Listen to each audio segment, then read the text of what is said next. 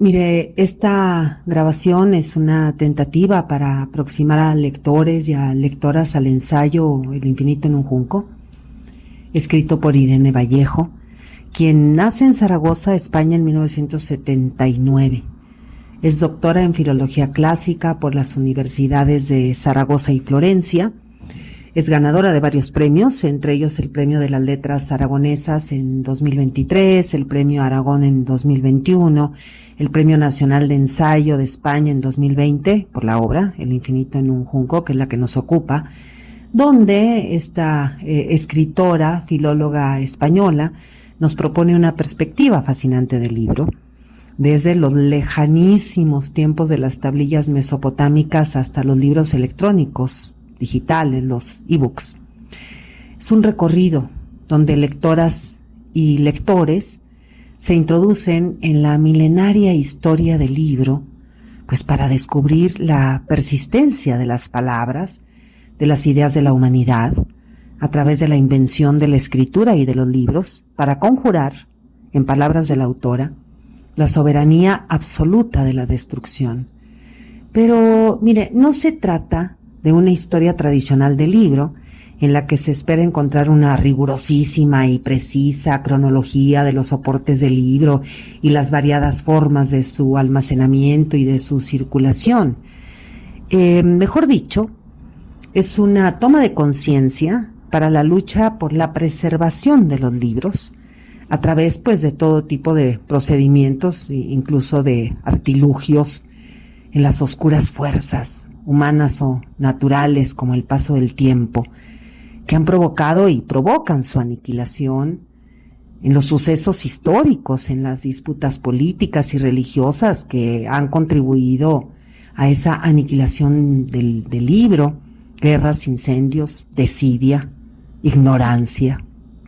Y pues sí hay que poner por delante lo que hacen los protagonistas, que son las habilidades de los narradores orales, protagonistas como son los sentimientos íntimos de los escritores, los deseos eróticos prohibidos reflejados en voces femeninas, las escenas autobiográficas en las que el amor por los libros ocupa un lugar central, los ecos antiguos presentes en las obras modernas, la tenacidad de los libreros, el esfuerzo colectivo de copistas, amanuenses, escribas, iluminadores, traductores, impresores y muchos más, a los que llamamos héroes anónimos, por desafiar de manera sostenida, imagínese más de 30 siglos, la inevitable caducidad de un objeto tan poderoso y por eso tan temido, por el poder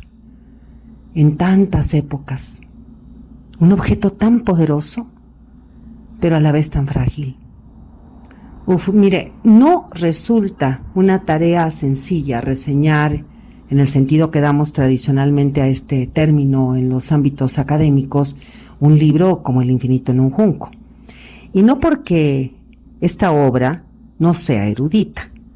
De hecho, hay en ella citas de autores antiguos, modernos, con las respectivas referencias para el lector y la lectora interesada en recurrir a las fuentes y perpetuar así este diálogo con los antiguos. Sin embargo, esa notable erudición de Irene Vallejo está como ritmada por la respiración del ensayo y por la intimidad de la autobiografía, y eso es lo que lo hace un libro sumamente fascinante y encantador para todo tipo de público. Incluso ya lo tenemos hasta como libro ilustrado. Entonces podríamos decir casi fríamente que el libro está dividido en dos partes. A ver, vamos a ver esto, la estructura. Dos partes, precedidas de un prólogo y seguidas de un epílogo.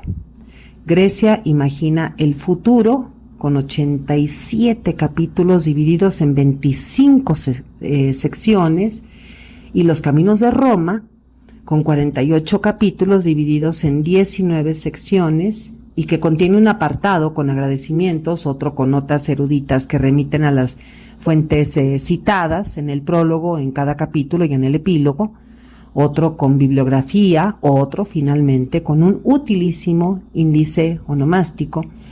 Pero estos datos son insuficientes, pues, para dar cuenta de la imagen adecuada de la enorme riqueza del infinito en un junco, que es ante todo una obra literaria, poética incluso, y por lo tanto elude someterse a un análisis lineal, pues porque no es lineal para empezar. Misteriosos grupos de hombres a caballo recorren los caminos de Grecia. Con esta frase, la primera del prólogo, Irene Vallejo introduce a lectores y lectoras en una especie de rodada de camino, cuyos protagonistas son una especie de intrépidos viajeros de la antigüedad, y pues ahí vamos con ellos, por los escarpados terrenos de la geografía griega, ante la desconfianza de aldeanos, innumerables peligros, penurias del viaje, haga de cuenta como él lo dice. Y no sabemos hasta la página siguiente, pues, qué buscan estos viajeros intrépidos, estos jinetes misteriosos. Pues buscan libros para la gran biblioteca de Alejandría, por encargo del rey Ptolomeo I de Egipto, el más exitoso de los sucesores de Alejandro, y quien pretendió hacer realidad el sueño cosmopolita y mestizo del enorme macedonio que nos fascina, además con sus bucles rubios, en esas imágenes que aparentemente, ¿no?, dan cuenta de la figura de Alejandro Magno, en esa biblioteca cuya finalidad era nada menos que acumular todo el saber y todos los libros del mundo conocido, como la biblioteca infinita imaginada por Borges, para que no cayeran en el olvido. Dice en la obra: lo habitual es el olvido, la desaparición del legado de palabras, el chauvinismo y las murallas lingüísticas. Gracias a Alejandría nos hemos vuelto extremadamente raros, traductores, cosmopolitas, misteriosos.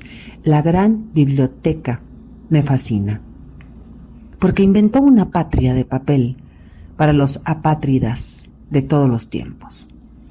Entonces, Alejandría, desde su fundación por el gran Alejandro, hasta la derrota de las tropas de Cleopatra ante las de Roma, hecho que marca el final de la época helenística, es el escenario donde transcurre la primera parte del libro, con mayor precisión el museo y la biblioteca, integrados al espacio fortificado del palacio, sus características físicas, su enorme colección de rollos escritos en diferentes lenguas, sus bibliotecarios, los ingeniosos métodos de catalogación que inauguraron estos eruditos, que obviamente pertenecían a variadas disciplinas y que no solamente desarrollaron allí sus teorías, sino que también, como dice Irene Vallejo, se embarcaron en una tarea casi detectivesca, comparando todas las versiones que de cada obra tenían al alcance para reconstruir la forma original de sus textos.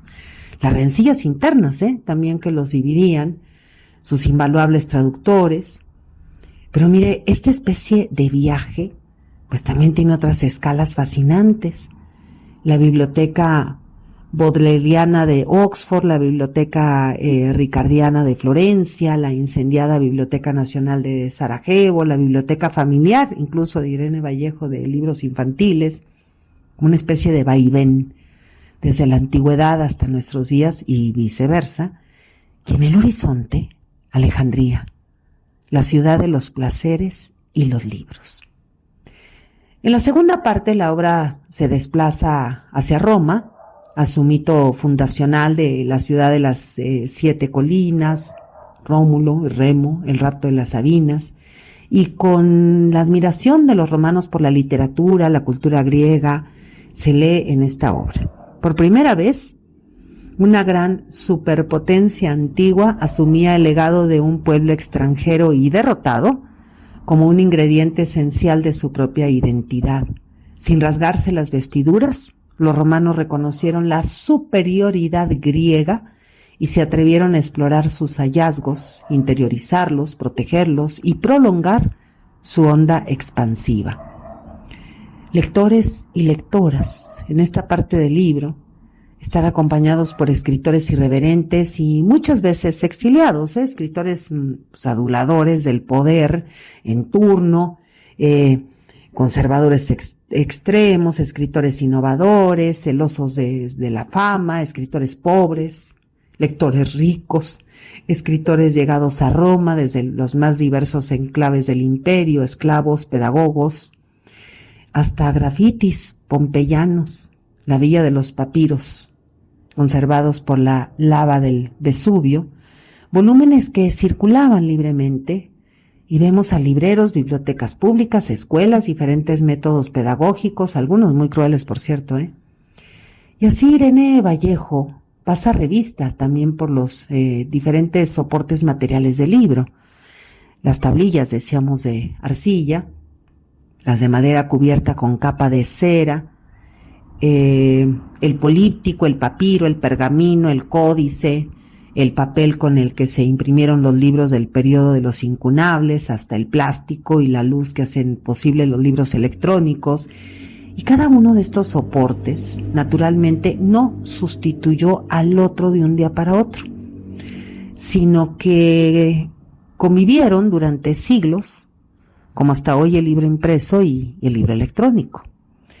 Y en esta odisea, titulada El infinito en un junco, pues están también la poesía oral y la prosa escrita, la lectura en voz alta, la lectura silenciosa, la genial y revolucionaria invención del alfabeto por parte de los griegos, o el uso, más bien, ¿no? Cómo van usando este alfabeto las gentes educadas y los analfabetos, los encomios, las diatribas, los libros cargados de erotismo, los libros venenosos, envenenados, como el que imaginó Humberto Eco, la fragilidad de los libros, los añicos de los libros reducidos a cenizas, que Irene dice que son como mariposas negras, esas cenizas, cuando los libros son quemados, como los que arden. ¿Se acuerda de este libro clásico de Bradbury? Fahrenheit. Los libros que 451, Fahrenheit 451, los libros que uno cree únicos. Cuando somos niños, niñas, pensamos que eso que estamos leyendo es único y no hay otra historia como la que estamos leyendo. Las traducciones tan importantes para la difusión de las obras, los libros que milagrosamente se salvan de la aniquilación, los libros encontrados en sarcófagos, los libros paganos, libros religiosos, libros censurados, prohibidos, escondidos, protegidos con la propia vida, los libros no leídos. Todos los libros están en un junco cifrado en el infinito. El ritmo de la narración está marcado por la alternancia de pasajes de aventureros a la caza de libros, por tierra, por mar, y de las manos de bibliotecarios, copistas, traductores, libreros, que relatan su resistencia para proteger los libros, las de aquellas pocas mujeres que de alguna manera pudo o estuvieron registradas en las historias, pero que tejieron muchísimas historias a la vez, cuyas palabras se salvaron y cuyas palabras aún no hemos salvado. El infinito en un junco bien podría ser una bandera libresca que una historia, cultura, literatura, porque dice Irene Vallejo, debemos a los libros la supervivencia de las mejores ideas fabricadas por la especie humana. Porque mire, a pesar de las innumerables vicisitudes y a pesar también de las proclamas apocalípticas que todo el tiempo están como vaticinando la desaparición del libro impreso y de lectores también, el libro ha triunfado sobre las fuerzas de la destrucción y el olvido. También en este libro hay una especie de cartografía que nos permite una reflexión que no puede pasarse por alto. La prueba del tiempo. La prueba del tiempo en la pasión por los libros, los antiguos, los modernos, una pasión que, sin embargo, no impide un análisis de las zonas oscuras del ser humano en relación con los libros, También podríamos decir que El infinito en un junco es un encuentro con lo que los libros han hecho con nosotros. Aquí recordamos a Sartre. Lo importante no es lo que han hecho de nosotros, sino lo que hacemos con lo que han hecho de nosotros. Esto también se puede aplicar a los libros, a nuestra cotidianidad poblada de libros, a nuestra cultura, con lo que ella tiene de civilización y barbarie, anhelos, miedos, con el afán de preservación, con nuestra violencia destructiva, con grandes mezquindades, con prejuicios, ideas, con todo aquello que nos define como seres humanos. Hay muchos temas tratados en esta obra. Entre muchísimos, la relación entre oralidad y escritura, la introducción de la puntuación en la escritura, la imprenta, los libros digitales, la formación escolar, la tremenda diferencia en la instrucción entre varones y mujeres, el habla pública reservada a los varones, la privada a nosotras, las mujeres, que cada vez ya estamos superando eso. Es un libro caleidoscopio que vuelve una y otra vez a la Biblioteca de Alejandría como símbolo de lo que significa el saber para la humanidad, la importancia de alfabetizar, el compartir e invitar a la lectura, del cómic a las grandes novelas, a la poesía. Un libro que nos motiva a enseñar a leer y a releer. Gracias a Irene Vallejo por proponernos formar lectorados. A quienes no llegaron aún, los estamos esperando. Estamos esperando a que se nos unan, porque tendrán una gran bienvenida, como en el infinito en un junco. Soy Margarita Díaz de León, Literatura en Espiral.